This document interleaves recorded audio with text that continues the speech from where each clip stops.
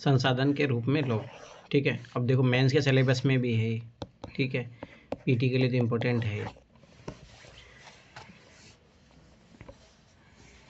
संसाधन के रूप में लोग अध्याय जनसंख्या की अर्थव्यवस्था पर दायित्व से अधिक परिसंपत्ति के रूप में व्याख्या करने का प्रयास है। जब शिक्षा, प्रशिक्षण और चिकित्सा सेवाओं में निवेश किया जाता है तो वह जनसंख्या मानव पूंजी में बदल जाती है। देखिए ये बहुत इंपॉर्टेंट है। सबसे क्या जरूरत है? शिक्षा, फिर ट्रेनिंग होना चाहिए और चिकित्सा। ये बहुत इंपॉर्टेंट है किसी भी जनसंख्या को अगर मानव पूंजी में बदलना हो तो, ये चीज़ याद रखना। वास्तव में मानव पूंजी कौशल और उनमें निहित उत्पादन के ज्ञान का स्टॉक है। परिचय, संसाधन के रूप में लोग वर्तमान उत्पादन कौशल और क्षमताओं के संदर्भ में किसी देश के कार्यरत लोगों का वर्णन करने का एक तरीका है। उत्पादक पहलू की दृष्टि से जनसंख्या पर विचार करना सकल राष्ट्रीय उत्पाद के सृजन में उनके योगदान की क्षमता पर बल देता है। दूसरे संसाधनों की बात ही जनसंख्या भी एक संसाधन है, एक मानव संसाधन, ठीक है। यह विशाल जनसंख्या एक सकारात्मक पहलू है जिसे प्राय उस वक्त अनदेखा कर दिया जाता है जब हम इसके नकारात्मक पहलू को देखते हैं, जैसे भोजन, शिक्षा और स्वास्थ्य सुविधाओं को जनसंख्या तक पहुंच से संबंधित समस्या पर विचार करते समय जब इस विद्वान मानव संसाधन को और अधिक शिक्षित स्वास्थ्य द्वारा और विकसित किया जाता है तब इसे मानव पूंजी निर्माण कहते हैं, जो भौतिक पूंजी निर्माण की भांति देश की उत्पादक शक्ति में वृद्धि करता है। मानव पूंजी में निवेश, शिक्षा होनी चाहिए, प्रशिक्षण और स्वास्थ्य सेवा भौतिक पूंजी की ही भांति प्रतिफल प्रदान करता है। अधिक शिक्षित तथा बेहतर प्रशिक्षित लोगों की उच्च उत्पादकता के कारण होने वाली अधिक आय और साथ ही अधिक स्वस्थ लोगों की उच्च उत्पादकता के रूप में ऐसे प्रत्यक्षता देखा जा सकता है। परंतु मैं हकीकत बताऊँ ना, आज के दौर में ये उल्टा है। अब जैसे मैं इसमें झूठ नहीं बोलूँगा, जैसे अभी मैं ही हूँ मान लो, अब रियलिटी मेरी देखोगे तो कितने मैं अर्निंग कर सकता हूँ, अगर गवर्नमेंट जॉब ना लगे तो रियलिटी में कितना कमा सकता हूँ। उल्टा उसके कंपैरिजन में जो मेरे साथ मान लो कि मेरे, चाहे उसने 8th क्लास में पढ़ाई छोड़ दी हो, अगर वो आज कहीं बिजनेस कर रहा हो तो वो ज़्यादा कमा रहा होगा। डिपेंड ये करता है कि देश में किस टाइप की एजुकेशन दी जा रही है, ठीक है। तो ये चीज़ याद रखना। भारतीय हरित क्रांति एक नाट्य उदाहरण है कि किस प्रकार बेहतर उत्पादन प्रौद्योगिकी के रूप में अधिक ज्ञान रूपी आगत दुर्लभ भूमि संसाधन की उत्पादकता में तीव्र वृद्धि ला सकते हैं। भारत में सूचना प्रौद्योगिकी में क्रांति एक आश्चर्यजनक उदाहरण है कि भौतिक मशीनरी तथा प्लांट की अपेक्षा मानव पूंजी के महत्व ने किस प्रकार का उच्च स्थान प्राप्त कर लिया है, ठीक है। जैसे मैं बता रहा हूँ, जैसे IT सेक्टर में जो जाते हैं ना, मुझे पता मेरे जो साथ गए थे कुछ लोगों का अच्छा प्लेसमेंट होता है, नहीं तो लोग से बताओ 12,000 रुपये महीने पे काम करते हैं। पर यही है कि उस सेक्टर के बारे में अपने को आइडिया होता नहीं है, लोग तो ऐसे सुनते हैं पता नहीं कहाँ काम कर रहा है क्या है। पर सही बता रहा हूँ, स्टार्टिंग सैलरी 12,000 रुपये होती है, एक मजदूर की सैलरी नहीं है। पर वही है कि वो 4-5 साल जब अपनी स्किल डेवलप करता है फिर अच्छा खासा हो जाता है। पर इसलिए ना बहुत सारी चीज़ें ना दुनिया में ऐसी चल रही है, अपने को लगता है कि नहीं कुछ अच्छा है वहाँ पे, ऐसा नहीं है, स्ट्रगल हर जगह है। मानव संसाधन क्या है? क्या यह भूमि अथवा श्रम के समान है? यह उससे अधिक है। मानव पूंजी क्या है? क्या यह रुपया, पैसा अथवा डॉलर के समान है? यह उससे भी अधिक है। यह मानव पूंजी है। कोई डॉक्टर बन गया संसाधन के रूप में, कोई टीचर के रूप काम कर रहा है, कोई मैन्युफैक्चर सेक्टर में काम कर रहा है, कोई टेलर का काम कर रहा है, तो ये ह्यूमन कैपिटल है। उच्च आय से न केवल अधिक शिक्षित और अधिक स्वस्थ लोगों को लाभ होता है बल्कि समाज को भी अप्रत्यक्ष तरीकों से लाभ होता है, क्योंकि अधिक शिक्षित या अधिक स्वस्थ जनसंख्या का लाभ उन लोगों तक भी पहुंचता है जो स्वयं प्रत्यक्ष रूप से उतने शिक्षित नहीं है या उतनी स्वास्थ्य सेवा उन्हें प्रदान नहीं की गई। वास्तव में मानव पूंजी एक तरह से अन्य संसाधन जैसे भूमि और भौतिक पूंजी से श्रेष्ठ है, क्योंकि मानव संसाधन भूमि और पूंजी का उपयोग कर सकता है। भूमि और पूंजी अपने आप में उपयोगी नहीं हो सकते। अनेक दशकों से भारत में विशाल जनसंख्या को एक परिसंपत्ति के अपेक्षित दायित्व माना जाता रहा है। जैसे लड़कियों को क्या माना जाता है? लाइबिलिटी माना जाता है। क्यों? देखो यही एक बड़ा वो है यहाँ पे, एक ये चीज़ समझो। जैसे मान लो यहाँ पे पहले जो भारत में जनसंख्या को बर्डन माना जाता था, परंतु जब से डेमोग्राफी डिविडेंड का एक वो दिया गया सिद्धांत, तो उसके आधार पर नहीं, जनसंख्या से अपन जो है फ़ायदा भी उठा सकते हैं, एक एसेट की तरह भी काम कर सकती है। तब से विचार बदला ना। वैसे लड़कियों को क्या सोचा जाता है पहले ज़माने में? भाई लड़कियां को, अगर किसी घर में लड़कियां हो जाती थी, भाई इसको दहेज देना पड़ेगा, ठीक है, बहुत सारी चीज़ें, इज्जत, ये सारी चीज़ें, तो लाइफ दायित्व तो ज़्यादा बन गई थी ना लड़कियां। इसीलिए उस समाज में लड़कियों के बोझ की तरह समझा गया। एक लाइन बताता हूँ मैं तुम्हें, मैं बहुत दिन से सोच रहा था ये बताने की, शायद मैंने बोला है नहीं। जैसे मतलब राजस्थान में हमारी तरफ ऐसा है या तुम्हारी तरफ भी ऐसा होगा कि रात में झाड़ू नहीं मारते हैं, ठीक है। तो उसका रीज़न क्या दिया जाता है कि भाई अगर तू रात को झाड़ू मारेगा ना तो उसका मतलब तुम्हारी लड़की पैदा होगी। तो मतलब सोचो कि कितनी कठोर ये विडंबना है समाज की, कि मतलब तुम रात को झाड़ू मारे तो लड़की होगी, तो मतलब समझो लोग डर के कारण नहीं मारते थे कि मेरी लड़की हो जाएगी। सोचो मतलब ये कितना बड़ा वो है। कठोर सत्य है और न्यूज में ना सर, न्यूज में ना बहुत प्रमुखता से दिखाया गया था, हिंदुस्तान न्यूज़पेपर में और अन्य पेपरों में भी दिखाया गया था कि लड़कों की जो वो है ना सर, जीन पैदा होने के, वो जीन ही समाप्त हो रहे हैं, लड़कों का अस्तित्व खतरे में है। ठीक है। बहुत अच्छी बात है, लड़कियां राज करेगी फिर। अब लड़कियों का बहुत खतरे में शोषण लड़के हुआ है हैं, तो समाज में। इसलिए लड़कों का भी अब थोड़ा सा वो होना चाहिए। अच्छा ठीक है, लेकिन ये आवश्यक नहीं है। लेकिन ये आवश्यक नहीं है कि एक विशाल जनसंख्या देश के लिए दायित्व ही हो। मानव पूंजी और निवेश द्वारा इसे एक उत्पादक परिसंपत्ति में बदला जा सकता है। जैसे लड़कियों का तुम पढ़ाओ लिखाओ तो वो भी तो एसेट की तरह काम करती है ना, ऐसा नहीं है। जैसे मैं बहुत सारे लोगों को जानता हूँ, वो नेहा जैसे एक है, वो अभी प्रोफेसर है, सोचो 22-23 साल की में जॉब लग गई थी। आज वो अपने माँ बाप के लिए उसने मकान बनाया 40-45 लाख का। तो वो भी तो देखो पढ़ी लिखी तो एसेट बनी ना। तो ये फ़र्क पड़ता है, एक लड़की नॉर्मल लड़की और एक पढ़ी लिखी लड़की में ये फ़र्क हो जाता है। उदाहरण के लिए सबके लिए शिक्षा और स्वास्थ्य आधुनिक प्रौद्योगिकी के प्रयोग में औद्योगिक और कृषि श्रमिकों के प्रशिक्षण और उपयोगी वैज्ञानिक अनुसंधान आदि पर संसाधनों के व्यय द्वारा, ठीक है। पर सबसे बड़ी है ना दिक्कत क्या है, कोई दिक्कत नहीं है, लड़कियों को ना पढ़ाई लिखाया जा रहा है, ठीक है। जैसे हमारी फैमिली में देखोगे तो है, लड़कियाँ जॉब भी कर रही है, हमारी भाभी है ये भी जॉब कर रही है, मेरे चाचा की लड़कियाँ वो भी जॉब कर रही है। पर दिक्कत जब आती है कि जब पढ़ी लिखी लड़की को भी शादी में दहेज देना पड़ जाता तो फिर कोई मतलब नहीं है। अगर लड़के पढ़ लिख के भी सोचो दहेज देना पड़ रहा है ना, तो ये समाज का सबसे बड़ा वो है, फिर कोई मतलब नहीं है फिर। लेकिन एक बात है, जो पढ़ी लिखी जो जॉब में लड़कियां होती है उनको कम दहेज देना पड़ता नो है, जो नो नो, जॉब में नहीं है उनको अधिक दहेज देना पड़ता है, ये बहुत ऐसा थोड़ा कुछ सा ही है। नहीं है। दहेज उतना ही लगता है मुझे अच्छे तरीके। मेरा दोस्त था एक, उसकी बहन थी टीचर बनी थी, तो उन्होंने दहेज में 35 लाख दिया था। ऐसा देना कुछ ही होता नहीं है है। सर, वो वहाँ हो जाता है वो थोड़ा अगर बहुत, वो जहाँ शायद लव वो अगर वो मैरिज हो रही है। जॉब नहीं लगती तब भी इतना ही देना पड़ता। तो उस दिन मैं उस पर उसको मैंने बोला भी बहुत गलत बात है, तुम लोग गलत मैसेज दे रहे हो समाज में। उल्टा मेरा तो मानना चाहिए, देखो मेरा एक सर लड़का कोई सक्सेसफुल होगा आई थिंक, इसीलिए इतना लगे होंगे पैसे। अरे ये तो होता, ऐसे भी होता ना। अगर आज भी कोई आईएएस, एक चीज़ याद समझना, जब कोई आईएएस लड़का कोई शादी करता है ना, तो जैसे मान लो कि मुझे याद अच्छे जैसे मेरे ऐसे है कोई रिलेटिव ऐसे करके वो आईपीएस बना था, तो उसको 1 करोड़ रुपए दिया गया था शादी में, ठीक है। और लड़की मतलब कुछ ही नहीं करती थी, मतलब पढ़ी लिखी जो भी था XYZ। अब यहाँ पे भी तो दहेज देना पड़ रहा है ना। परंतु जैसे मान लो कि कोई आईएएस लड़की है कोई आईएएस लड़का है, दोनों का तो वहाँ पे थोड़ा कम चांस बनता है। परंतु जहाँ पे लड़का थोड़ा हाई पोस्ट पे है तो फिर वहाँ दहेज लगता है, चाहे लड़की जॉब करती हो, ये चीज़ याद रखना। तो मतलब ये गलत है, मेरा तो मानना है कि तुम लोग अगर पढ़ लिख लिए हो तो एटलीस्ट जॉब लग जाओ, तब तो दहेज मत दो भाई। मेरा तो ऐसे किसी हालतों से नहीं देना चाहिए, परंतु मैं बता रहा हूँ ये रियलिटी, ये चीज़ याद रखना। नहीं कोई मतलब नहीं ना, फिर क्या मैसेज जाएगा। निम्नलिखित 2 उदाहरण लेकिन स्पष्ट। सर जैसे ही तलाक होते हैं सर, वो लड़के की आधी कमाई ले लेते हैं, इससे भी तो थोड़ा ध्यान देना चाहिए।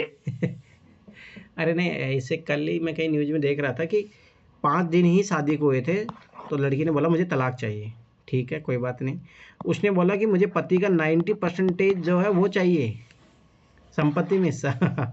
तो फिर जज बोला कि तुमने शादी इसीलिए की थी कि इसकी संपत्ति हड़पने के लिए, तो वो भी गलत है। ऐसा भी नहीं होना चाहिए ना, वो टाइम पीरियड सब सारी चीज़ें देखी जाती है। निम्नलिखित 2 उदाहरण स्पष्ट करते हैं कि लोग अधिक उत्पादक संसाधन बनने का प्रयास करते हैं। शकल की कहानी। 2 मित्र विलास और शकल एक ही गांव सेमापुर में रहते थे। शकल की आयु 12 वर्ष थी। उसकी माँ शीला घर का कामकाज देखती थी, ठीक है। उसके पिता बूटा चौधरी खेत में काम करते थे। शकल घर के कामकाज में अपनी माँ की मदद करता था। वह अपने छोटे भाई जीतू और बहन शीतू की भी देखभाल करता था। उसके चाचा श्याम ने मैट्रिक की परीक्षा पास की, लेकिन वह घर में बेकार बैठा था क्योंकि उसे कोई नौकरी नहीं मिली। भूटा और शीला चाहते थे कि उनका बेटा सकल पढ़े लिखे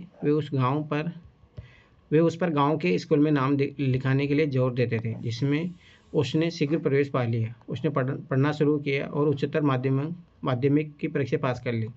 उसके पिता ने उसे अपनी पढ़ाई जारी रखने के लिए राजी कर लिया। उन्होंने सकल के लिए कंप्यूटर के व्यावसायिक कोर्स में अध्ययन के लिए कर्ज लिया। सकल प्रतिभाशाली था और आरंभ से ही पढ़ाई में उसकी रुचि थी। उसने बड़े लगन और उत्साह से अपना कोर्स पूरा किया। कुछ समय के पश्चात उसे एक प्राइवेट फर्म में नौकरी मिल गई। उसने एक नए प्रकार के सॉफ्टवेयर का डिजाइन भी किया। इस सॉफ्टवेयर से फर्म को अपनी बिक्री बढ़ाने में सहायता मिली। उसके बॉस ने उसकी सेवा से प्रसन्न होकर उसको पदोन्नति दी। अब देखो एक चीज़ याद रखो ना, दिक्कत यहाँ पे ये नहीं है। मैं ना एक बार झारखंड गया था 2013 में। एक चीज़ ध्यान से समझना, मतलब दिक्कत कहाँ है। तो वहाँ पे मैंने देखा कि मतलब एक NGO टाइप से थी, मैं उसमें गया था। तो वहाँ पे कोई काम कर रहा था, उसको 2000 3000 ऐसे दिया जा रहा था, किसी को 5000 10,000 ज़्यादा किसी सैलरी नहीं थी। दिक्कत ये नहीं है, लोगों का जो दायरा हो गया ना भाई। स्वाभाविक सी बात है, जैसे गांव में आपके ऐसे कोई ना कोई होगा जो कोई सैलरी 2.5-3 लाख रुपए का कमा रहा होगा। हर गांव में होगा कोई ना कोई, एक आध होगा ही, चाहे प्राइवेट सेक्टर में या गवर्नमेंट सेक्टर में। अब एक परसेंटेज लोग ऐसे होते हैं जिनकी भाई सैलरी इतनी है, ठीक है। अब 90% लोगों की सैलरी है 5 से 10,000। आज भी तुम गाँव में चले जाओ, 15,000 से ज़्यादा किसी की मिलेगी नहीं सैलरी। तो सोचो कि अब वो खुश हो सकता है कि सबकी अगर इतनी हो तो कोई दिक्कत नहीं है, पर जब वो इससे कंपैरिजन करता है, इसकी लाइफ स्टाइल देखता है, तब यहाँ पे फिर दिक्कत होती है। तो ये भी एक बहुत बड़ी विडंबना है। ये भारत में इनइक्वलिटी, जैसे आपके UPSC मेंस में क्वेश्चन आया, इनइक्वलिटी बहुत बड़ा कारण है, ठीक है। विलास की कहानी। विलास 11 वर्ष का एक लड़का है और वह सकल के गाँव में रहता है। अब देखो ये दोनों स्टोरी में यही चीज़ डिफरेंस देखने को मिलेगी आपको। विलास के पिता महेश एक मछुआरे थे। विलास जब केवल 2 वर्ष का था तो उसके पिता की मृत्यु हो गई थी। उसकी माँ, अब देखो एक बड़ा कारण ये भी है, उसकी माँ गीता ने मछलियाँ बेचकर अपने परिवार का पाला पोसा। वह जमींदार के तालाब से मछलियाँ खरीदती और निकट की मंडी में बेचती। वह मछलियाँ बेचकर एक दिन में केवल 150 रुपये कमा पाती थी। विलास गठिया का रोगी बन गया। उसकी माँ के पास इतने पैसे नहीं थे कि उसे किसी डॉक्टर को दिखा पाती। वही होता है गरीब बोलते हैं ना, गरीब बनता चला जाता है। वह स्कूल भी नहीं जा सका, उसके पढ़ने में रुचि नहीं थी। वह खाना पकाने में अपनी माँ की मदद करता था तथा अपने छोटे भाई मोहन को भी देखभाल करता था। कुछ समय पश्चात उसकी माँ बीमार पड़ गई थी। उनकी देखभाल करने वाला कोई नहीं था। परिवार में उनकी सहायता करने वाला भी कोई नहीं था। विलास भी अपने गाँव में मछलियाँ बेचने के लिए बाध्य हुआ और अपनी माँ की तरह में भी कम ही कमा पाता था। अब स्वाभाविक सी बात हो, दिक्कत होगी। इन दोनों व्यक्तियों के अध्ययन में हमने देखा कि सकल स्कूल जाता था जबकि विलास स्कूल नहीं जा गया है। सकल शारीरिक रूप से हुष्ट पुष्ट और स्वस्थ था। उसे बार बार डॉक्टर के पास जाने की आवश्यकता नहीं पड़ती थी। विलास गठिया का रोगी था। उसके यहाँ डॉक्टर के पास जाने के साधन नहीं थे। सकल ने कंप्यूटर में डिग्री प्राप्त की थी। सकल को एक प्राइवेट फर्म में नौकरी मिल गई। विलास वहीं काम करता था जहाँ उसकी माँ करती थी। अपनी माँ की तरह ही परिवार का पालन पोषने के लिए उसकी आयु बहुत कम थी। सकल के मामले में कई वर्षों की शिक्षा ने उसे श्रम की गुणवत्ता बढ़ाई। इससे उसकी कुल उत्पादकता में वृद्धि हुई। कुल उत्पादकता देश की समृद्धि में योगदान देती है। इसके बदले में व्यक्ति के वेतन के रूप में या फिर उसके पसंद के किसी दूसरे रूप में प्रतिफल मिलता है। विलास को उसके जीवन के आरंभिक भाग में कोई शिक्षा, स्वास्थ्य सेवाएं नहीं मिल सकी। वो अपनी माँ की बाती मछलियाँ बेचकर अपना जीवन यापन करता था। इसलिए वह अपनी माँ की ही तरह अकुशल श्रमिक का वेतन पाता था। मानव संसाधन में शिक्षा और चिकित्सा सेवा के द्वारा निवेश से भविष्य में उच्च प्रतिफल प्राप्त हो सकते हैं। लोगों में निवेश भूमि और पूंजी में निवेश को ही निवेश की तरह ही है। पर याद रखना, सबसे इम्पोर्टेंट चिकित्सा भी है। अब बहुत सारे लोग पढ़ रहे हैं, बीमार हो गए, उसके कारण पढ़ाई छूट जाती है, बहुत सारी चीज़ें होती है। इसलिए हेल्थ और एजुकेशन पे है ना, गवर्नमेंट को सबसे ज़्यादा ध्यान दिया जाना चाहिए। पर गवर्नमेंट ध्यान कहीं और ही दे रही है, धर्म पे दे रही है, तो कैसे कल्याण होगा देश का, सोचो। उनको यही, अब ये भी फ़र्क पड़ता है कि भाई, पर मेरा नहीं मानना है कि उससे फ़र्क पड़ता है। जैसे बोलते हैं कि भाई मोदी खुद पढ़ा लिखा नहीं है तो उसको क्या ही मतलब है देश की एजुकेशन से। तो ऐसा कोई ज़रूरी नहीं है। बहुत सारे राज्यों में जो CM पढ़े लिखे हैं अच्छे खासे, तो वो कौन सा एजुकेशन पे ध्यान दे रहे हैं, तो वो वाली बात है। और ये हकीकत है भाई, सबसे ज़्यादा इम्पोर्टेंट हेल्थ। और आप है ना, जो लोग हैं भाई, उनको पॉलिटिक्स से और कुछ ही नहीं चाहिए। आप उनके लिए अच्छी एजुकेशन प्रोवाइड कर दो, चिकित्सा अच्छी प्रोवाइड कर दो, खुद ही आगे बढ़ जाएंगे, देश को आगे भी बढ़ा भी देंगे। पर राजनेता लोग खुद जानबूझ के, क्योंकि फिर उनको पता है ना कि अपनी रोटियां कहाँ सेकेंगे अपन, क्योंकि एक चीज़ याद रखना कि लोगों को मोबिलाइज करने के लिए जितने कम पढ़े लिखे लोग रहेंगे ना उतना जल्दी मोबिलाइज होते हैं। पढ़े लिखे लोग तर्क करते हैं, वितर्क करेंगे तो वो इतनी राजनेताओं की क्षमता नहीं होती है ना। मुझे याद अच्छी तरीके से मेरे गांव में 2-3 बार जब भी मैं कभी ऐसे मतलब हो जाती है तो मैं डायरेक्ट क्वेश्चन पूछता हूँ तुमने किया क्या है तो वही बात होती है ना। अब भाई और कोई गांव के लोग हो तो उनसे तो भाई किसी दारू के नाम पे वोट ले लेंगे, मैं तो सब बोलता हूँ तुमने किया क्या है जो तुम वोट मांगने आ गए। तो वही बात है। सर आपको वोट नहीं है, आप पूछो क्या? ऐसा भी नहीं है, मेरा नाम जुड़ चुका होगा पर जो भी उसको सही नहीं पता है और मैं बता रहा हूँ ये चीज़ याद रखो, पढ़े लिखे में और इसमें ये अंतर होता है। अब मैं कभी भी धर्म के नाम पे वोट ना दूँ, मैं भाई रैशनैलिटी पे वोट दूंगा ना। तो ये पढ़े लिखे में है। एक बच्चा भी जैसे पहले बैलेट पेपर होता था ना सर, तो उसमें लोग क्या करते थे ना, उसमें कुछ अच्छे से वर्ड लिखते थे या कुछ गालियां लिखते थे जिनको देना होता था और उसमें डाल देते थे। जब वहाँ काउंटिंग होती थी ना तब उसके उनको बहुत बुरा लगता था, क्योंकि बहुत बड़े अधिकारियों के सामने उनको गाली पढ़कर सुनाया जाता था कि अरे ये लिख दिया है, वो लिख दिया है। तो अब ये बहुत चलता है। अब अभी तो नहीं हो रहा है, लेकिन जिस समय बैलेट था ये बहुत होता था। गाँव में तो आज भी सरपंच के जो चुनाव से बैलेट होते हैं, हाँ बैलेट में होते हैं आज भी, ऐसा क्या है। चलो ठीक है। एक बच्चा भी जिसकी शिक्षा और स्वास्थ्य पर निवेश किया गया है भविष्य में उच्च आय और समाज को वृहद योगदान के रूप में अधिक प्रतिफल दे सकता है। यह देखा जाता है कि शिक्षित माँ बाप अपने बच्चों की शिक्षा पर अधिक निवेश करते हैं। ऐसा इसलिए होता है क्योंकि उन्होंने स्वयं भी शिक्षा के महत्व का अनुभव किया होता है। वे उचित पोषण और स्वच्छता के प्रति भी सचेत होते हैं। इसी प्रकार वे अपने बच्चों को स्कूली शिक्षा और अच्छे स्वास्थ्य की आवश्यकताओं को भी ध्यान रखते हैं। इस तरह इस मामले में एक अच्छा चक्कर बन जाता है। इसके विपरीत स्वयं भी अशिक्षित और अस्वच्छता तथा सुविधा वंचित स्थिति में रहने वाले माँ बाप एक दूसरे को सृजित करते हैं और अपने बच्चों को अपनी ही तरह सुविधाओं से वंचित स्थिति में रखते हैं। जापान जैसे देशों ने मानव संसाधन पर निवेश किया है, उनके पास कोई प्राकृतिक संसाधन नहीं था। देखो ये है, अब ना देखो ये केस स्टडी के रूप में डाला करो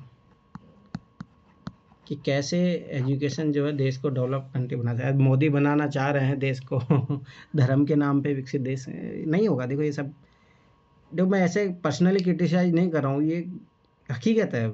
जिस देश को तुम जिस नाम से चलाना चाह रहे हो, जिस आधार पर तुम वोट बैंक ले रहे हो, मुझे तो ऐसा बता दो तुम लोग मतलब सबसे बड़ी चीज़ इन्होंने बहुत कोई बड़ा करिश्मेटिक चीज़ किया हो जिससे भाई लोगों का कुछ हो रहा हो, राम मंदिर बना दिया उसके नाम पे तो वोट ले रहे हैं क्या करोगे। वो तो राम मंदिर का मुद्दा अब धीरे धीरे कम हो गया, लेकिन अब ये जो रोहिंग्या वाला मुद्दा है ना सर, देखिएगा इसको ना 10 साल तक लोग खींचेंगे।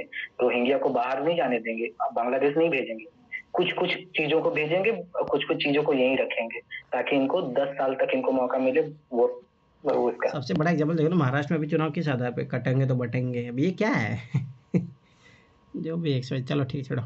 जापान जैसे देशों ने मानव संसाधन पर निवेश किया है, उनके पास कोई प्राकृतिक संसाधन नहीं था। यह विकसित धनी देश है, वे अपने देश के लिए आवश्यक प्राकृतिक संसाधनों को आयात करते हैं। वे कैसे धनी विकसित बने, उन्होंने लोगों में विशेष रूप से शिक्षा स्वास्थ्य के क्षेत्र में निवेश किया है। उन लोगों ने भूमि और पूंजी जैसे अन्य संसाधनों का कुशल उपयोग किया। इन लोगों ने जो कुशलता और प्रौद्योगिकी विकसित की उसी से देश धनी विकसित बने। ठीक है, तो ये चीज़ याद रखना, केस स्टडी के रूप में ढाल सकते हैं।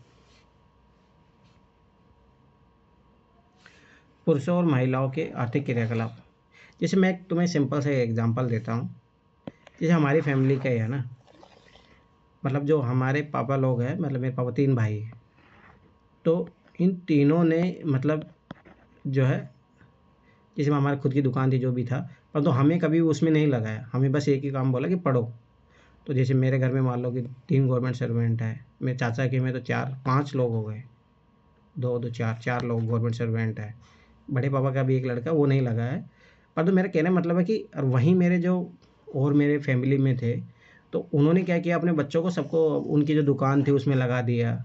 आखिर में एक तो ऐसा हुआ कि वो गलत दारू वारू पीने में पड़ गया तो ख़त्म हो गया एक तो सोचो कि उनका परिवार ऐसे ख़त्म हो गया। तो ये फ़र्क पड़ता है कि अगर आप एजुकेशन में चीज़ें इन्वेस्ट करते हो तो वहाँ ग्रोथ होती है। हो सकता है जैसे मुझे अब टाइम कम ज़्यादा लग रहा हो, परंतु ग्रोथ होने के चांसेस तो है ना। अब जैसे वहीं मेरे मान लो चाचा वाचा दूसरे चाचा परिवार में, उनका ख़त्म है मामला। तो ये फ़र्क पड़ता है एजुकेशन में। हो सकता है लॉन्ग टाइम में हो, परंतु फ़र्क पड़ता है, ये चीज़ याद रखना।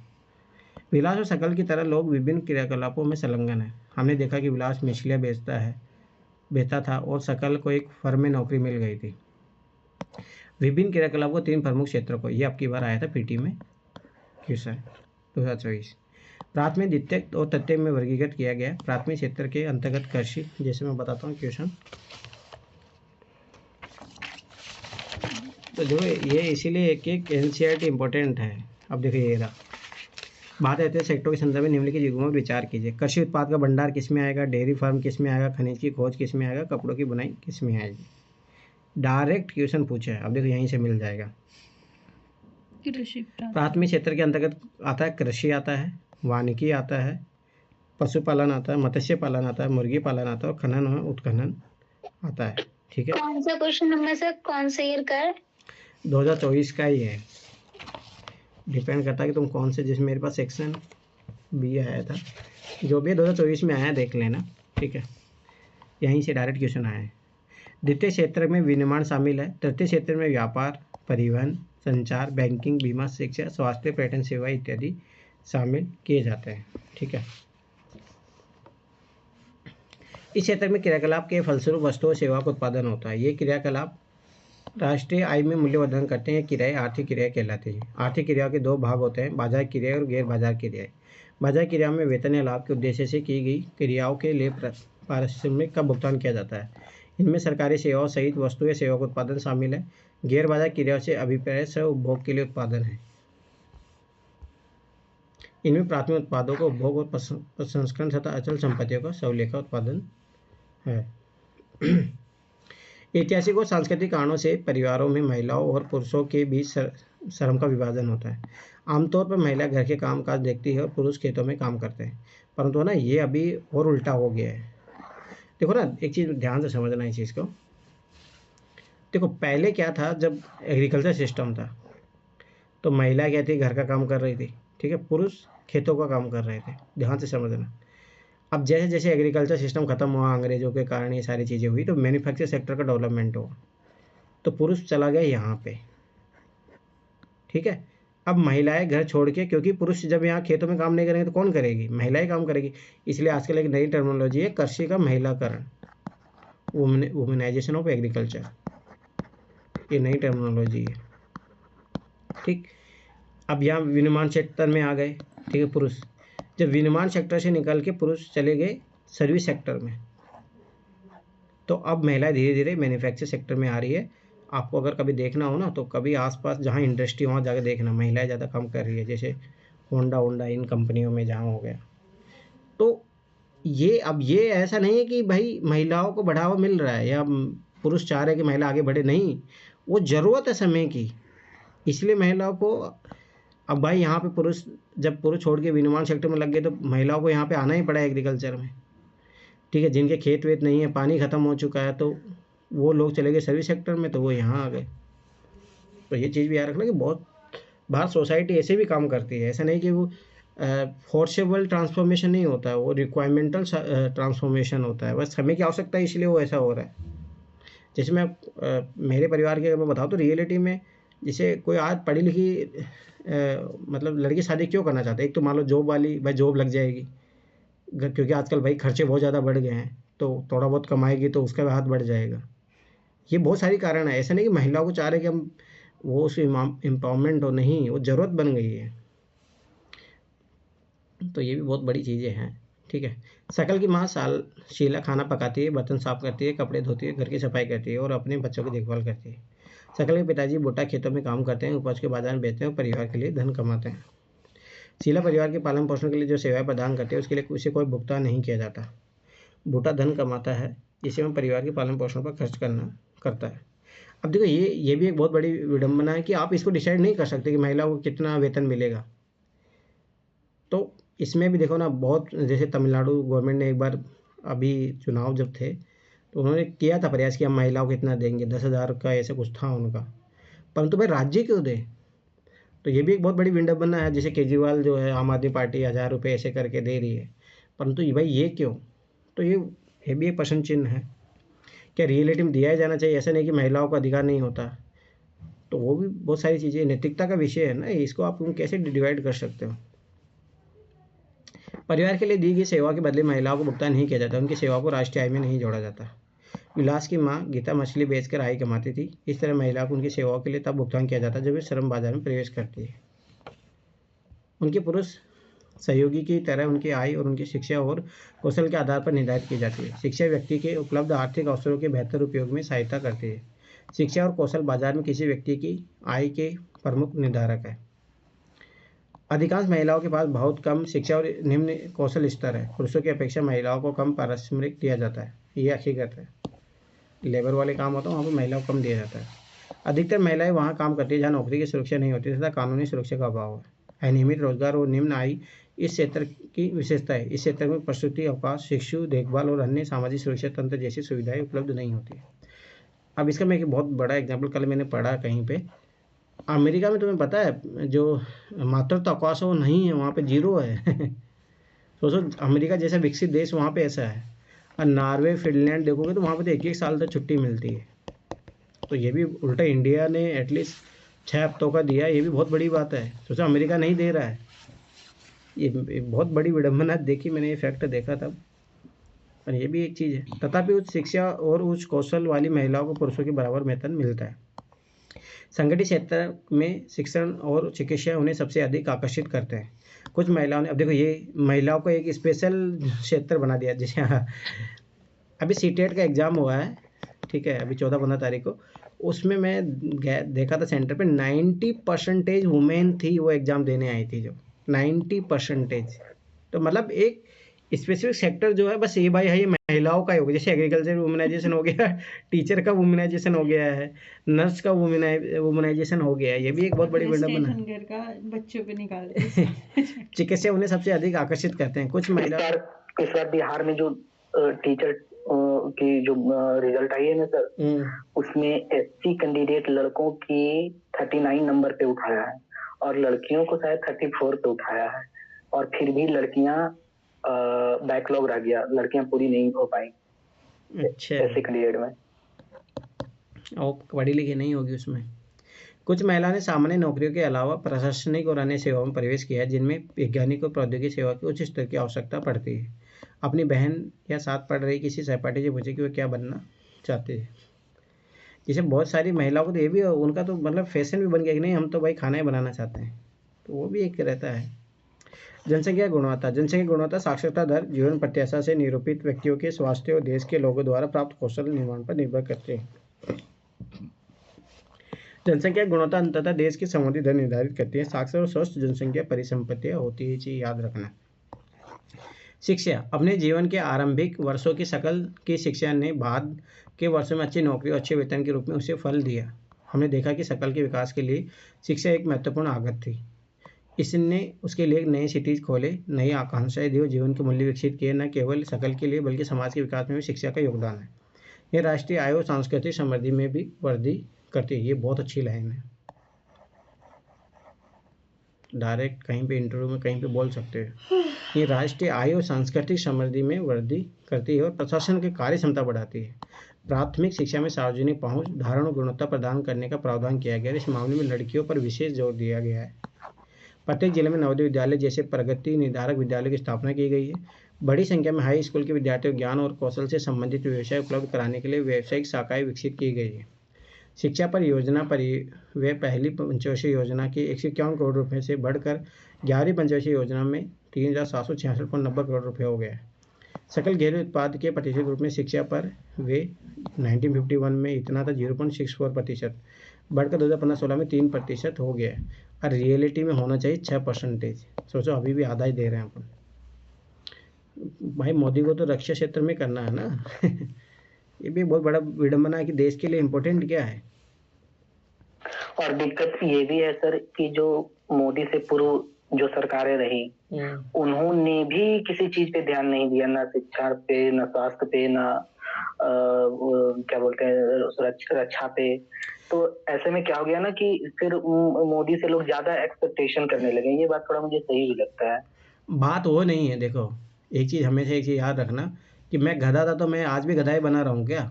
भाई आज ज़रूरत है उसके अनुसार चलो ना। हम तो एक्सेप्टेशन करेंगे ना जो सरकार पिछले 10 सालों चला रहा है, हमें पता है कि पिछले सालों में नहीं किया गया, तो पर इसका मतलब हम इससे भी ये अपेक्षा करेंगे ये भी नहीं करेगा, तो फिर आगे कोई आएगा वो भी बोलेगा कि मोदी ने भी नहीं किया, मैं क्यों करूँ। तो इससे सही नहीं होता है कोई डिसाइडेड। ये क्या है, तो मूर्खता वाली बात हो गई, ये कोई लॉजिक सही हुआ। इसके बाद केंद्रीय और राज्य सरकार के दस्तावेज भारतीय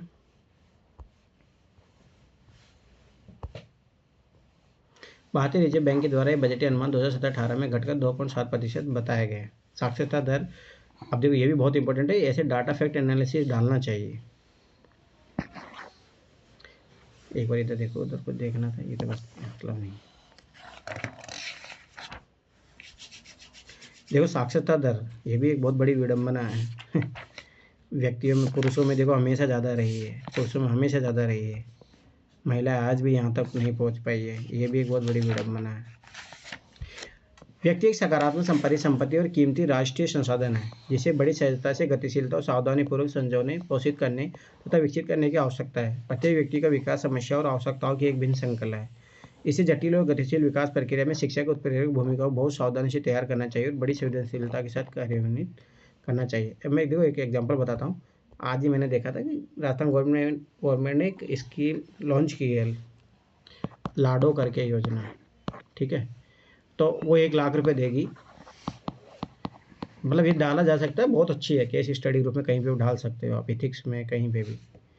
1 लाख रुपए देगी, पहली बात 1 अगस्त 2024 के बाद में जो भी 5 लाख महिलाओं को दिया जाएगा, ठीक है। देखिए इस स्कीम की क्या खासियत है। पहली बात भाई बाल विवाह ज़्यादा होते हैं राजस्थान में, महिलाओं का जो वो भी कम है, मार दिया जाता है, तो उन चीज़ों से बचाएगी। दूसरी बात, सबसे बड़ी बात है कि डायरेक्ट खातों में जाएगी, तो कहीं पे वो बोलते हैं ना कि प्रशासनिक दयनीयता पे आधारित नहीं है कि प्रशासन के पास जाओ, उसके हाथ पैर जोड़ो, माँ बाप ये सब सारी मेरी वो दे दो। तो 2-3 चीज़ें हैं इसमें, मतलब ये पता लगता है कि कितना संवेदनशील है ये मुद्दा, क्योंकि उनको भी पता है कि भाई तुम्हें पता है बहुत बड़े जो पटवारी हो गया, सचिव हो गया, या मान लो ये भाई माँ बाप बन जाते हैं, मतलब अपने आप को राजा महाराजा समझने लग जाते हैं जब लोग उनके पास अपने हकों के लिए जाते हैं तब। तो ये भी एक बहुत बड़ी विडंबना है, ठीक है। तो इस योजना में ऐसा किया गया, पहली बात तो कहीं जाने की जरूरत नहीं, चुपचाप तुम्हारे खाते में आ जाएगा, परंतु इसका कंडीशन क्या है, जैसे लड़की होगी तो 1,000 रुपये दिया जाएगा, ठीक है। फिर जैसे लड़की कितने साल की जो भी है, मतलब फिर 5 साल की होगी तो फिर 2,500 दिया जाएगा। जब वो स्कूल में प्रवेश लेगी तब 250 लिया जाएगा, 2,500 दिया जाएगा। फिर वो 10वीं पास करेगी तब शायद 10,000 ऐसे कुछ दिया जाएगा, ठीक है। जब 12वीं पास करेगी तब कुछ 12,000 ऐसे कुछ दिया जाएगा। फिर आखिर में जब ग्रेजुएशन कर लेगी वो कंप्लीट कर लेगी तब 50,000 रुपये ऐसे दिए जाएंगे। अब सोचो, याद करो मैंने एक लाइन बताई थी आप लोगों की, भाई देश में अगर कुछ बदलाव लाना तो सबसे पहले क्या करो कि कंपलसरी फ्री एजुकेशन करो वुमेन के लिए, सबके लिए, ग्रेजुएशन लेवल तक। अब देखो ये स्कीम, इससे क्या हो रहा है, देखो ध्यान से देखना, कितनी सारी चीज़ें ख़त्म होगी इससे। पहली बात, आज ही मान लो कि, मतलब मेरा मानना है कि ऐसी चीज़ों को ना एनालिसिस करना चाहिए। अब देखो इस योजना क्या फ़ायदा है, जैसे मान लो कि कोई माँ बाप थे, उनको बेटे की चाह थी, ठीक है, ध्यान से समझना ये चीज़। अब बेटे की चाह थी, परंतु जैसे गवर्नमेंट ने स्कीम लॉन्च की तो वो सोचेंगे माइंड में कि अरे यार लड़की भी हो जाएगी तो एटलीस्ट 1 लाख रुपए मिलेंगे। भाई गाँव में ना 1 लाख रुपए बहुत वैल्यू होती है। आप जाओ, मुझे पता है कि मैं भी गाँव से हूँ, वहाँ 5-5 हज़ार रुपये किसी का परिवार को कमाने को मिलते हैं जब दिन भर काम करके मिलता है।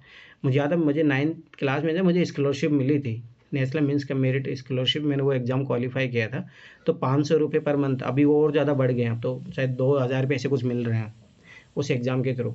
तो मुझे वो पता हो 500 रुपये साल के, समझ रहे हो, 500 रुपये साल के नहीं, महीने का ऐसा मिलता था। हाँ, 6,000 रुपये साल के, तो 500 रुपये महीने के। तो वो 500 रुपये बहुत वैल्यू थी भाई। मेरा ट्यूशन क्लासेज हो गई थी आराम से 500 रुपये में, 250 रुपये उस टाइम लगते थे, तो ये बहुत वैल्यू होती है। तो सोचो कि जो माँ बाप उस लड़की नहीं चाह रहे थे, अब वो सोचेंगे भाई लड़की हो भी जाएगी तो कोई टेंशन नहीं है, सरकार 1 लाख रुपये देगी अपने को। अब एक तो ये फ़ायदा होगा, इससे क्या हुआ, ऑटोमेटिक जो चाइल्ड मोर्टेलिटी रेट है तो वो ख़त्म हो जाएगी, ठीक है। दूसरी बात क्या होगा, वो स्कूल जाएगी। चलो एक बात यही नहीं है, बहुत अनवांटेड गर्ल्स हो जाती है, मतलब उनको स्कूल नहीं भेजा भी जाता तो 5वीं 10वीं क्लास तक ही पढ़ाया जाता है। अब इस योजना के कारण सोचो 12वीं मतलब ग्रेजुएशन करेगी। अब जब कोई महिला ग्रेजुएशन कर लेती है ना, उसमें समझ आ जाती है, बहुत अच्छी खासी अपने करियर के प्रति अवेयर हो जाती है। तो ये योजना मेरे अनुसार अगर इसको इम्प्लीमेंट किया गया, बहुत बड़ा मतलब बोलते हैं ना कि चमत्कारी परिवर्तन लाएगी। तो ऐसी चीज़ें होनी चाहिए, तब जाके कोई फायदा सर, है। सुकन्या समृद्धि योजना भी चलती है बच्चों के लिए? वो एक अलग है, हाँ वो भी चलती है, वो सेंट्रल लेवल पे है। पर मैं बता रहा हूँ इस टाइप की योजना, देखो इसके कोई पीछे जो बनाए कोई IAS अधिकारी ही होगा। तो मतलब कितनी, मतलब ऐसा नहीं है कोई पैसे देना बड़ी बात नहीं है यहाँ पे। पैसे के अलावा सोचो जो बना रहा है, ये सेगमेंट वाइज उसको डिवाइड किया है कि मुझे इंश्योर करना है 18-21 साल की जब तक हो ही जाएगी, जब ग्रेजुएशन होगा तो शादी का जो बाल विवाह है उसको भी टारगेट किया गया है। तो बहुत अच्छा दिमाग लगाया गया है इसमें। तो मेरा मानना है कि ऐसे केस स्टडी डालना चाहिए, तो याद रखना चाहिए। ठीक है, आगे देखिए साक्षरता दर 1951 के, अब ये डाटा याद रखना, जब भारत आज़ाद हुआ था साक्षरता दर कितनी थी, आज कितनी है, तो मतलब कुछ तो काम कर रहे हैं। इसी साक्षरता दर 1951 के 18% बढ़कर 2011 में 74% हो गई है। पर हकीकत बता रहा हूँ ना, मैंने बोला भी था कि 50% लोग तो इसमें कुछ भी काम के नहीं, जो किताब पढ़ने आती होगी परंतु उनको ये नहीं पता सांप्रदायिकता क्या होती है, वो कुछ ही नहीं जानते इसके बारे में। तो क्या मतलब ऐसी एजुकेशन के बारे में। साक्षरता प्रत्येक नागरिक को न केवल अधिकार है, बल्कि यह नागरिकों द्वारा अपने कर्तव्य को ठीक प्रकार से पालन करने तथा अपने अधिकार को ठीक प्रकार से लाभ उठाने के लिए अनिवार्य भी है। तथापि जनसंख्या के विभिन्न भागों के बीच व्यापक अंतर पाया जाता है। महिलाओं की अपेक्षा पुरुषों में साक्षरता दर करीब 16.6% अधिक है, यह भी एक बहुत बड़ी विडंबना है। और ग्रामीण क्षेत्रों की अपेक्षा नगरीय क्षेत्रों में साक्षरता दर करीब 16% अधिक है। वर्ष 2011 में केरल के कुछ जिलों में साक्षरता दर 94%, जबकि बिहार में 62%। देख लो अमित, कहाँ बिहार पीछे आएगा हर चीज़ में। वर्ष 2013-14 प्राथमिक स्कूल प्रणाली भारत के 8.58 लाख से भी अधिक गांवों में फैली है। दुर्भाग्यवश स्कूल शिक्षा के इस विस्तार को शिक्षा के निम्न स्तर और पढ़ाई बीच में छोड़ने की उस दर ने कमजोर कर दिया है। 6 से 14 वर्ष आयु वर्ग के सभी स्कूली बच्चों को वर्ष 2010 तक प्राथमिक शिक्षा प्रदान करने की दिशा में सर्व शिक्षा अभियान एक महत्वपूर्ण कदम है। राज्यों, स्थानीय सरकारों प्राथमिक शिक्षा सार्वभौमिक लक्ष्य को प्राप्त करने के लिए समुदाय की सहभागिता के साथ केंद्रीय सरकार को एक समयबद्ध पहल है। इसके साथ ही प्राथमिक शिक्षा में नामांकन बढ़ाने के लिए सेतु पाठ्यक्रम और स्कूल लोटो शिविर प्रारंभ किए गए हैं। कक्षा में बच्चों की उपस्थिति बढ़ावा देने, बच्चों को धारण और उनकी पोषण स्थिति में सुधार के लिए दोपहर के भोजन की योजना कार्यान्वित की जा रही है। इन नीतियों से भारत में शिक्षित लोगों की जनसंख्या में वृद्धि हो सकती है। शिक्षित लोगों की संख्या वृद्धि हो सकती है। अब देखो मैं मिड डे मील का एक मैंने बोला था कि नेगेटिव भी है, और हकीकत बात भी है कि जिस समाज में मतलब तुम बच्चों को खिलाने के लिए पढ़ाने की, मतलब ठीक है वो एक अलग मामला है, लेकिन सर नहीं पॉजिटिव भी है उसका, वो मैं एक अलग बता रहा हूँ। पर ये भी सोचो ना कि पढ़ने के लिए तुम्हें कुछ लालच दिया जा रहा है, तो ये भी तो एक बहुत बड़ी है ना कि अपन उसकी प्रायोरिटी नहीं है ना।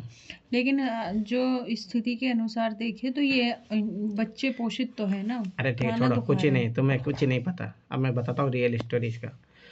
मैं भी खाया हूँ मिड डे मील, ठीक है मैं गवर्नमेंट स्कूल में पढ़ा हूँ तो मुझे पता। अब देखो मैं बताता हूँ हकीकत, ठीक है बहुत अच्छी योजना है। योजना का उद्देश्य बहुत सारा होता है, एक चीज़ याद रखना पहली बात, इसमें खाना खिलाना ही नहीं है उद्देश्य। इसका उद्देश्य ये भी है पोषण का प्राप्त करना बच्चों को, ठीक है, न्यूट्रिएंट्स मिले तो कुपोषण जैसी बीमारियाँ है, एनीमिया जैसी बीमारियाँ होती है महिलाओं में, सारी चीज़ें दूर होगी। पर रियलिटी में बता रहा हूँ 90% इसमें करप्शन है, भ्रष्टाचार। नहीं सर 80 बोलो, 90 ज्यादा हो गया।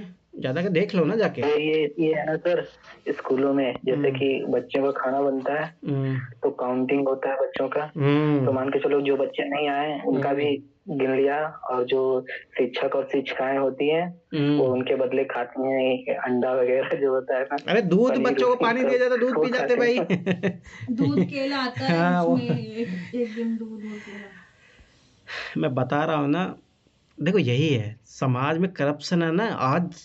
मतलब ऐसे नहीं अपन करप्शन ऐसे सोचते हैं अरे IAS अधिकारी इतना करप्शन कर लिया, अरे नहीं, तुम आज चले जाओ, बाबू सबसे बड़ा करप्शन का वो बेस तैयार करता है बाबू, टीचर ये यहाँ पे मिड डे मील बच्चों के भोजन को खा जाते हैं। या हकीकत में बता रहा हूँ, नहीं विश्वास तो किसी भी स्कूल में जाके देख लेना आज तुम लोग, कहीं पे चले जाना, ये गारंटी साथ में बता रहा हूँ।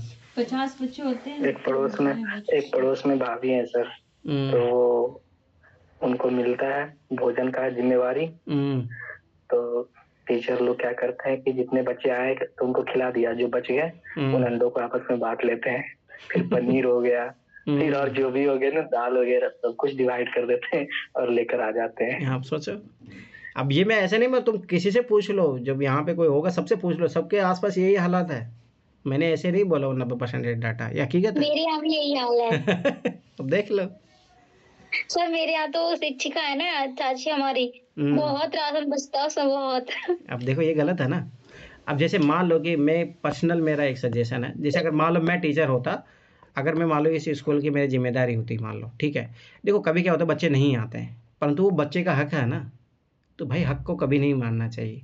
मान लो आज नहीं आया है, जितना एब्सेंट हो उस बच्चे को उस अनुसार दे दो।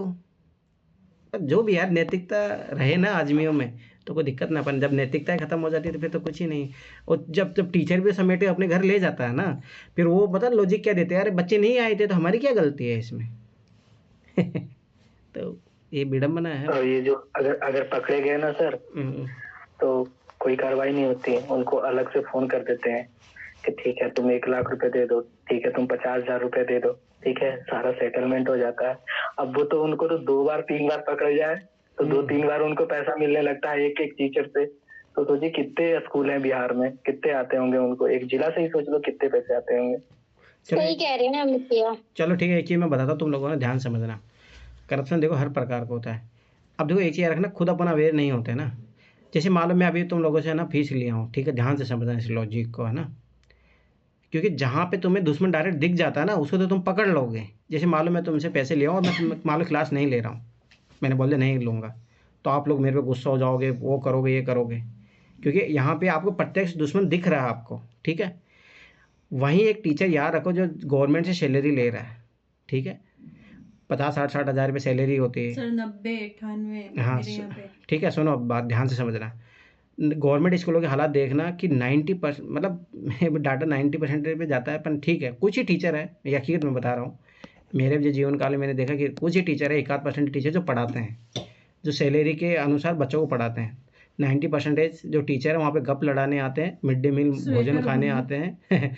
सर हमसे तो लहसुन और साग लेके आते थे टीचर। अब सोचो कि वो भी तो करप्शन है ना, मतलब वो भी एक तरीके से मैं जो काम करा वही कर रहा है, परंतु आप लोगों को क्यों नहीं दिखता वो, अरे ये तो गवर्नमेंट से पैसा ले रहा है, भाड़ में जाए, अपने को क्या ही करना है। यही सबसे बड़ी दिक्कत है। जिस दिन समाज को ये पता लग जाए कि भाई ये हमारा ही खा रहे हैं, हमारा ही पैसों को लूट रहे हैं, पर समाज को ये एहसास ही नहीं होता है ना, तो सबसे बड़ी गलती ये है। एहसास हो जाए तो एक पैर पे खड़ा करके हाँ तो वही तो ना, टीचर को। तो वो वाली बात है। चलो ठीक है। बारहवीं योजना में उच्च शिक्षा में 18 से 23 वर्ष आयु वर्ग के नामांकन में 25.2% तक की वृद्धि 2017-18 एवं 30% 2020-21 तक प्रयास किया गया है। यह विश्व औसतन 26% से मिलती जुलती है। यह रणनीति पहुंच में वृद्धि, गुणवत्ता, राज्यों के लिए विशेष पाठ्यक्रम में परिवर्तन का स्वीकार करना, वैश्वीकरण तथा सूचना प्रौद्योगिकी उपयोग को जाल बिछाने पर केंद्रित है। योजना दूरस्थ शिक्षा, औपचारिक, अनौपचारिक, दूरस्थ तथा संचार प्रौद्योगिकी शिक्षा देने वाले शिक्षण संस्थानों के अभिसरण पर भी केंद्रित है। पिछले 50 वर्षों में विशेष क्षेत्रों में उच्च शिक्षा देने वाले शिक्षण संस्थानों तथा विश्वविद्यालयों की संख्या में महत्वपूर्ण वृद्धि हुई है। 1951 से 2015-16 के बीच कॉलेजों तथा विश्वविद्यालयों की संख्या में वृद्धि, छात्रों के नामांकन तथा अध्यापकों की भर्ती सारणी में देखें। ठीक है, जो भी इससे कोई मतलब नहीं, छोड़ो। अब मैं हायर एजुकेशन का हालात बताता हूँ। मैं पढ़ा हूँ NIT, मतलब कोई छोटी मोटी इंस्टीट्यूट नहीं होती है। IIT के बाद में यही सबसे प्रमुख संस्थाओं के बीच में आती है। मैं देखो मैंने साइंस से पढ़ाई की, 11th-12th मैंने पढ़ा, ठीक है। NIT से मैं पास आउट हूँ और मैं आज तक कभी एक्सपेरिमेंट नहीं किया हूँ। सबसे बड़ी विडम्बना, इतनी बड़ी इंस्टीट्यूट में पढ़ने के बाद में बिना एक भी एक्सपेरिमेंट किए डिग्री ले लिया हूँ। तो अब ये कमी है ना। और एक चीज़ याद रखना, जब तक थ्योरेटिकल नॉलेज पे बेस पे कोई पढ़ाई चलती रहेगी ना, कभी देश का कल्याण नहीं होगा। ये चीज़ हमेशा याद रखना। अब देख लो, अब NIT की बात करो, ऐसा भी नहीं NIT अच्छी खासी है। एजुकेशन पॉलिसी में ना सर एक सुधार बहुत आसानी से किया जा सकता है। ये जितने भी नवोदय विद्यालय हैं, सैनिक स्कूल हैं, या फिर सरकार की जितनी भी स्कूल हैं, उनको इसी तरह से कर देना चाहिए, नवोदय, सैनिक स्कूल, इस टाइप में, क्योंकि इनमें बच्चे पढ़े क्वालिटी वाले स्टूडेंट और क्वालिटी वाले टीचर ये सब पढ़कर निकले होते हैं, वो ज्यादा सही होता है। अरे वो नहीं हो सकता ना, जो है सिस्टम उसी को सही करो, उससे बेस्ट चीज़ ये है। समझ में आया?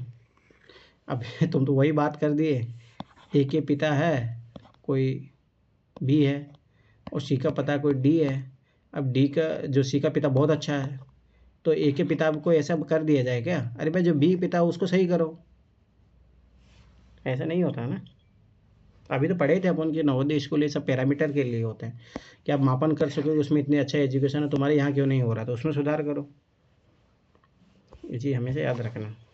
सिस्टम कभी भी, सिस्टम बदलने से देश नहीं चलता, हमें सिस्टम में रिफॉर्म करने से देश चलता है।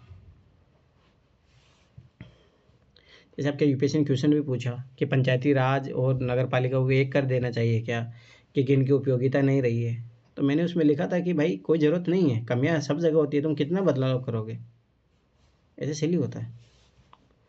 तो हमेशा माइंड में ये याद रखना, इस टाइप से यूपीएससी क्वेश्चन पूछता भी है।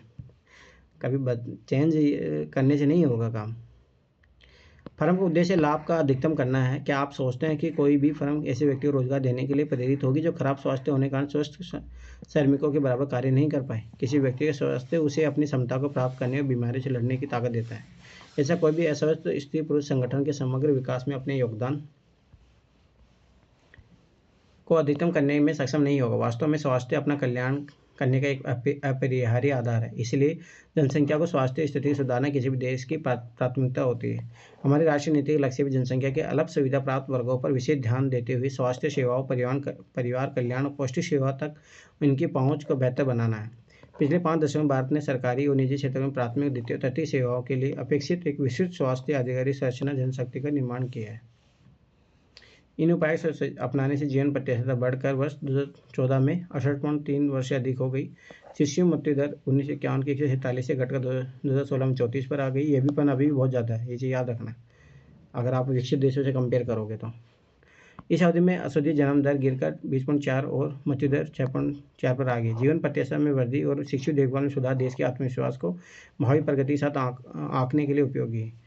आय में वृद्धि आत्मविश्वास के साथ जीवन की उत्तम गुणवत्ता का सूचक है। शिशुओं को संक्रमण से रक्षा तथा माताओं के साथ बच्चों की देखभाल और पोषण सुनिश्चित करने के शिशु मृत्यु दर घटती है। हाँ, जो मैंने बताया था राजस्थान की लाडो योजना, उसमें टीकाकरण वाला भी जुड़ा हुआ है कि आपका बच्चे का पहले 1 महीने में टीकाकरण हो जाएगा तो उसके आधार पर 1000 रुपये ऐसे भी जुड़ा गया है उसमें। तो मतलब समझो बहुत मल्टी डायमेंशनल है। अभी देखो यहाँ पे दिया है, शिशु मृत्यु दर से अभिप्राय 1 वर्ष से कम आयु के शिशु की मृत्यु से है। जन्म दर से अभिप्राय एक विशेष अवधि में प्रति 1000 व्यक्तियों के पीछे जन्म लेने वाले शिशुओं की संख्या से है। मृत्यु दर से अभिप्राय एक विशेष अवधि में प्रति 1000 व्यक्तियों के पीछे मरने वाले लोगों की संख्या से है। अब देखो ये सारी चीज़ें हैं, कितने उप केंद्र, प्राथमिक स्वास्थ्य केंद्र, सामुदायिक स्वास्थ्य केंद्र है, औषध तथा अस्पताल कितने हैं, बिस्तर कितने होते हैं, भारतीय चिकित्सा परिषद में पंजीकृत डॉक्टर कितने हैं। अभी बिहार का एक वीडियो वायरल हुआ था, झोला छाप डॉक्टर बन के बैठा था। नर्सिंग कर्मी कितने हैं। अरे देखोगे तो विकसित देशों के पैरामीटर के आगे भारत बहुत पीछे है अभी, क्योंकि लोगों को ध्यान ही नहीं है ना, सरकारें यहाँ पे काम ही नहीं करती है। बिहार में स्वास्थ्य का लेवल इतना गिरा हुआ है कि आप अगर सरकारी हॉस्पिटल में जाओगे तो आपको बचने की चांसेस बहुत कम है। अगर यही प्राइवेट में जाते हो वहां भी बचने के चांसेस आपके कम ही है, लेकिन वहाँ है ना कि आपको संतुष्टि हो जाएगा कि नहीं हमारे पास एक डॉक्टर है, एक नर्स है, बस यही अंतर है, बाकी जान दोनों जगह ही जाएंगे आपके। अरे सब भगवान भरोसे चल रहा है देश में, क्या ही करोगे। जब भी बोला पढ़ लिख के बनो कुछ, पर तुम लोग वही करोगे जब बड़े बूढ़े करते हैं, करप्शन करोगे। भारत में ऐसे अनेक स्थान हैं जैसे जिनमें मौलिक सुविधाएं भी नहीं है। भारत में कुल 381 मेडिकल कॉलेज और 301 डेंटल कॉलेज हैं। केवल 4 राज्य आंध्र प्रदेश, कर्नाटक, महाराष्ट्र, तमिलनाडु में कुल राज्य में अधिक मेडिकल है। इसी कारण देखो ये देश राज्य विकसित है। बेरोजगारी, तो अभी सब अपन लोग बेरोजगारी है। शकल की माँ शीला अपने घरेलू कामकाज और बच्चों की देखभाल तथा खेती के काम में अपने पति बूटा की मदद करती थी। शकल का भाई जीतू और बहन सीतू अपना समय खेलने और घूमने फिरने में गुजारते थे। क्या आप शीला सीतू को बेरोजगार कह सकते हैं? यदि नहीं तो क्यों? क्योंकि एज कम है।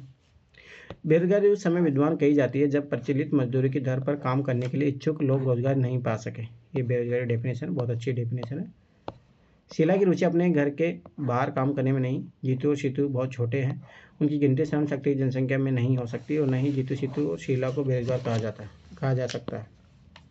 श्रम बल जनसंख्या में वे लोग शामिल किए जाते हैं जिनकी उम्र 15 से 59 वर्ष के बीच है। यूपीएससी ने क्वेश्चन पूछा भी था पीटी में 2011-12 में, जनसंख्या लाभांश क्या होता है। शकल के भाई और बहन इस वायु वर्ग में नहीं आते, इसलिए उन्हें बेरोजगार नहीं कहा जा सकता।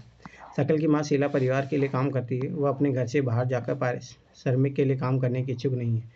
उसे बेरोजगार नहीं कहा जा सकता। शकल के दादा दादी और नाना नानी, जिनके यद्यपि इस कहानी में वर्णन नहीं है, उन्हें भी बेरोजगार नहीं कहा जा सकता, क्योंकि उस अवस्था में है ही नहीं काम करने लायक।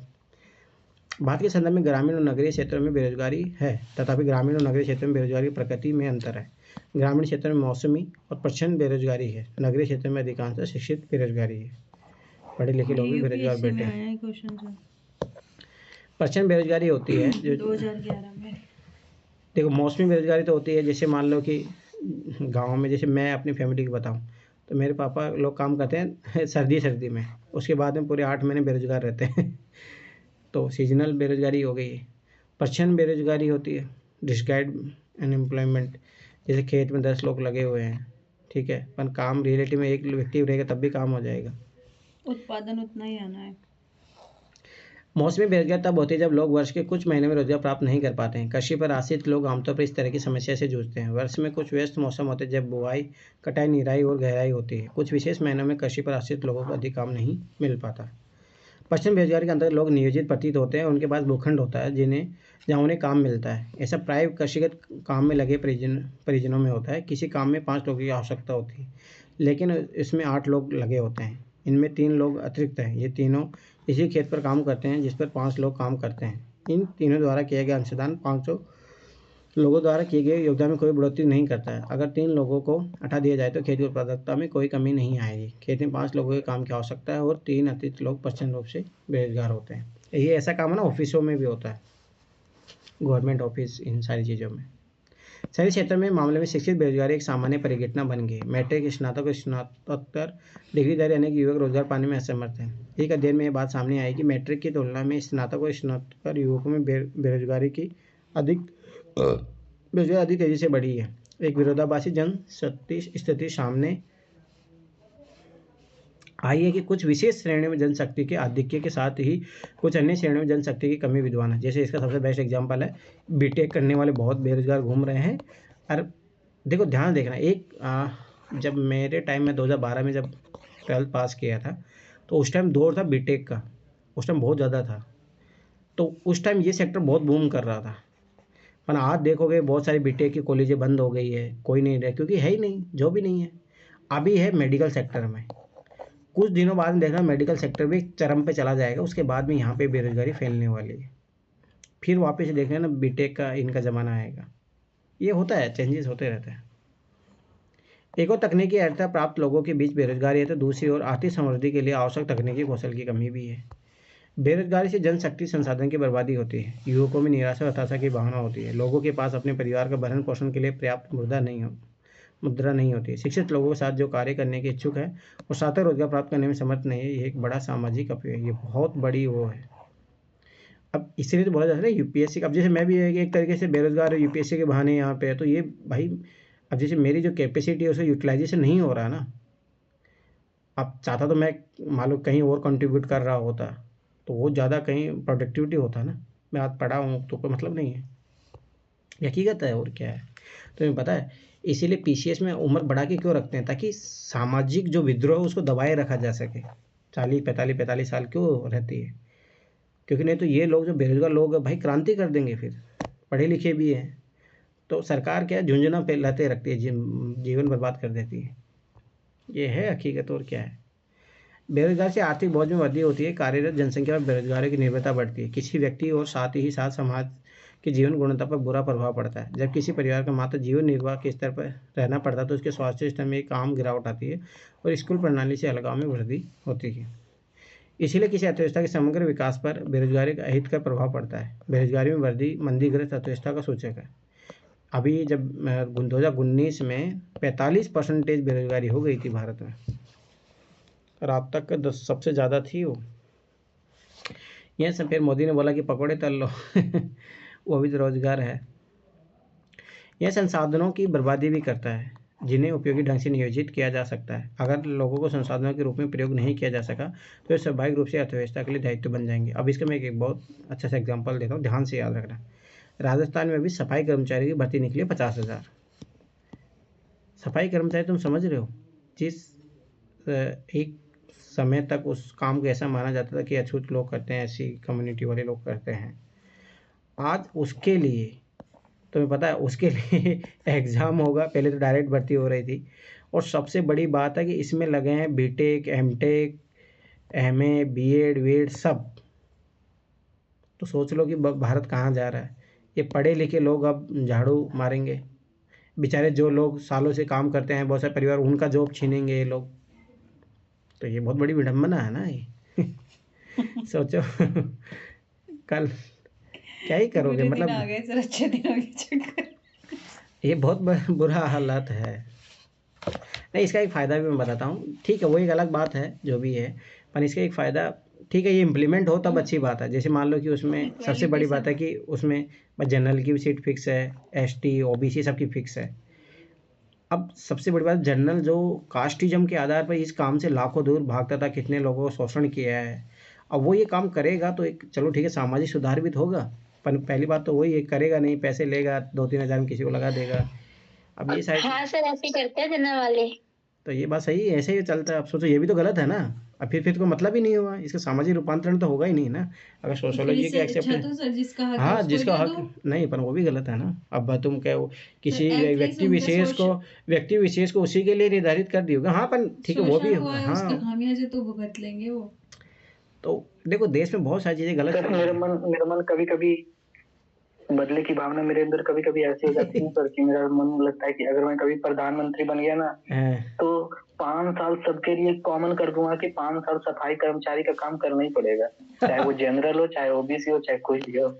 तो फिर लोगों को ये बात समझ में आएगी कितनी तकलीफ होती है। टेंशन मत लो, तुम प्रधानमंत्री नहीं बन पाओगे। चलो ठीक है, आगे बढ़ो। ये बात है। कोई नहीं, छोड़ो। सांख्यिक रूप से भारत में बेरोजगारी की दर निम्न है। बड़ी संख्या में निम्न आय और निम्न उत्पादकता वाले लोगों की गिनती नियोजित लोगों में की जाती है। वे पूरी वर्ष काम करते प्रतीत होते हैं, लेकिन उनकी क्षमता और आय के हिसाब से उनके लिए पर्याप्त नहीं है। वे काम तो कर रहे हैं, ऐसा प्रतीत होता है। ये काम उन पर थोपे हुए हैं, इसलिए शायद वे अपनी पसंद का कोई अन्य काम करना पसंद कर सकते हैं। गरीब लोग बेकार नहीं बैठ सकते, वे किसी भी काम से जुड़ जाना चाहते हैं, चाहे उसे कितनी भी कमाई हो। अपनी इस कमाई से वे किस तरह जीवन निर्वाह कर पाते हैं, यही सबसे बड़ा कारण है। देखो ना, देख लेना, अभी मैं फिर बता रहा हूँ, अभी ना भगवान भरोसे चल रहा है। जिस दिन सामाजिक विघटन होने लगा ना, अभी होगा ही, धीरे धीरे हो ही रहा है।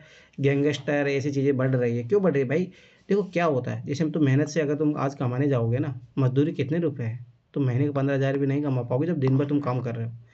अब सोचो, वहीं एक गैंगस्टर है जो आपको एक छोटे से काम के लिए आपको एक दिन का 10,000 दे देगा कि ये काम तुम मेरा कर दो।